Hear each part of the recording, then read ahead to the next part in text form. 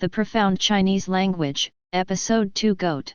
January 8, 2006 by Da Kyung, Great Universe, Culture Preservation Work Group. Minghui.org. An opening poem recited by a group of children. Suwu, H., a Han Dynasty diplomat, would rather tend to a flock of goats in exile for 19 years than surrender to the kingdom of Xiongnu. A goat kid knows to kneel down when sucking its mother's milk to show filial respect. Antelopes proudly display their long horns, their best defense weapons. A lot of children go astray like little goat kids, get lost and cannot find their way home. It is difficult to find a lost goat when the road ahead forks into two. It is a theft to take away a goat while the owner isn't looking.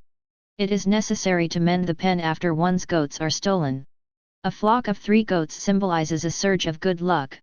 Narrator, in the last episode, Kangzhe, the deity who had brought the Chinese language to ancient China, and his pupil Wentong, visited the Minghui school in Taiwan.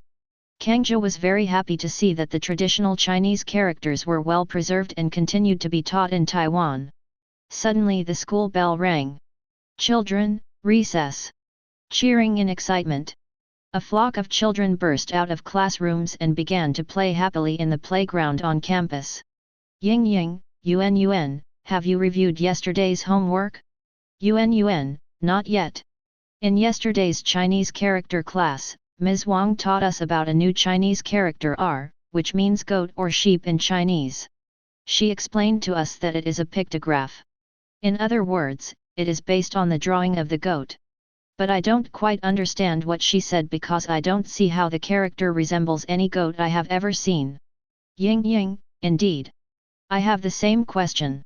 Kangzhe and Wentong smiled at each other as they stood on top of white clouds and overheard the 2 little girls' conversation.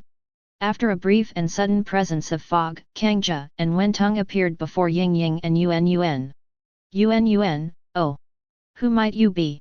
Why are you dressed in ancient Chinese costume? Are you both actors? Wentong, ha! My name is Wentong. This gentleman is my teacher Kangzhe, the very man who originally invented the Chinese characters. Yun, wow! What a wonderful pleasure it is to meet you. Ms. Wang has just taught us about you, Grandpa Kangzhe. Are you both immortals?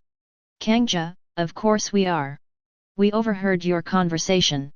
It appears that you have some questions about the formation and evolution of certain Chinese characters. Why don't I give you a quick lesson? Ying and Yun, that would be wonderful. Narrator, in ancient Chinese oracle bone scriptures, the character for goat had many different forms, but they were mostly based on the appearance of a goat's head. In some variations, they included a cute pair of ears as well. From the perspective of ancient Chinese people, a goat is a symbol of good fortune and peace. Good fortune and peace are written as GE in modern times, but they were written as GR in ancient times. This is because peace, E, and goat, -R, shared the same Chinese character in ancient times. The goat is a docile and peaceful animal.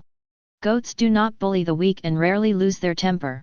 When they do fight occasionally, they simply bump against each other's horns to test each other's strength and never resort to sneaky attacks. But why was the goat considered a symbol of peace and good fortune? Did you know that the goat is a wonderful animal for mankind? Its meat is tender, delicious, as well as nutritious. It can improve the health and well-being of children and elderly folks. Goat's milk is highly nutritious and increases one's energy level. Its hair makes very lightweight yet warm fabric. A goat is a real treasure. In ancient times, when a hunter brought home a goat, it was considered a sign of good fortune. These are some of the many reasons why a goat is a symbol of good fortune and peace in China. Yun, wow! I had no idea Chinese characters are so rich in meaning. Ying, you have given us a precious lesson, Grandpa Kangzhe. Would you come see us more often and give us more lessons on Chinese characters? Kangzhe, well, I think it will be difficult for you to reach me. Why don't I leave you with a divine brush pen? You may call him Grandpa Brush Pen. He will be able to entertain all the questions you might have about Chinese characters. If you should encounter even more difficult questions, you can call me on my cellular phone.